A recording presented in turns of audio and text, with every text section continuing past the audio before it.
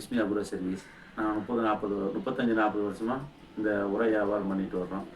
Aries product வந்து நிறைய செய்கிறோம். அதில் வந்து ஏரிஸ் ஆயில் அப்ளிகேஷன், அக்ரோமின்னு, கால்பாரு, அப்புறம் சிஎம்எஸ்ஸு, அக்ரிப்ரோ, அக்ரோமின் லிக்விடு, ஹெச்டி பேக்கெட்டெல்லாம் புதுசாக வந்துருக்குது, அதையும் செய்கிறோம்.